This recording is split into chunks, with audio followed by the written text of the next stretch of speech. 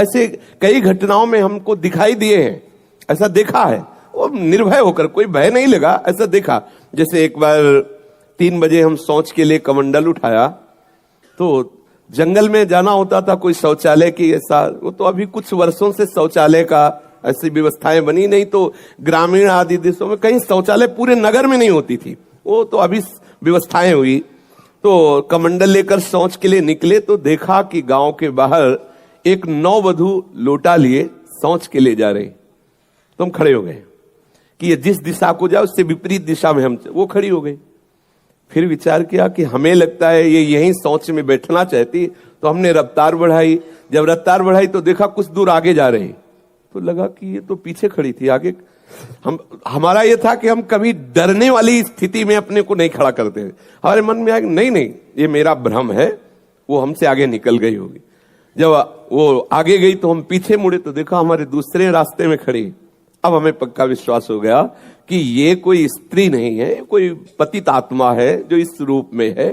जोर से भगवान नाम उच्चारण खत्म किया, ना कोई भय और ना वो हमें दोबारा दिखाई दी।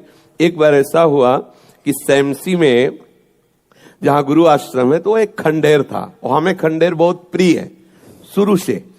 ऐसा मतलब बिगड़ेल स्थान, पुराना वृक्ष या ऐसे कोई कुटिया, ऐसे पहले संन्यास मार्ग में ऐसे रहना अच्छा लगता था कि जहां जिसका किसी काल।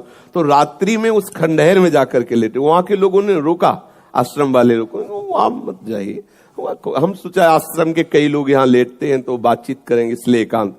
जे ही गए तो अंदर मंत्र चल रहा था, और एक छोटी सी टार्च सिराने, एक छोटी सी घड़ी दुप दुप वाली, क्योंकि उससे पता चले ना कि मतलब टाइम का। तो ऐसे रख के वैसे से थोड़ा ही लेटे, तो उस समय जटाएं बड़ी बड़ी थी, इतनी इतनी, तो ऐसे उनको तकिया की तरह जटा रखे। तो ऐसा लगा जैसे कोई हमें बहुत जोर से दबाने की चेष्टा कर रहा है।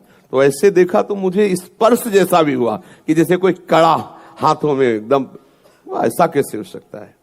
जब हम मंत्र जप रहे हैं तो कोई ऐसा कैसे हो सकता है कि कोई अशुभ आत्मा के छुए? तो टार्च लिया, बाहर निकले, कोई नहीं। मुझे लगा कि मेरी मानसिक बिगड़ेल बुद्धि हमको भयभीत करना चाहती है। नहीं नहीं, मैं नहीं मान। एक मन ने कहा यहां से हटके, वहां से हमको जिद्दी स्वभाव था, नहीं देखूं कैसा क्या, फिर वही जाके सोए। थोड़ी ही देर में फिर स्पष्ट अनुभव हुआ कि ऐसे। तब हम बैठ गए तत्काल मंत्र जपते हुए। फिर हम कहा आप यहाँ ठीक नहीं है, क्योंकि बार बार विक्षेप डालेगा। मंदिर में गए, उन लोगों से कहा, बोले अब जानते कि वहां है, आप क्यों गए ऐसा?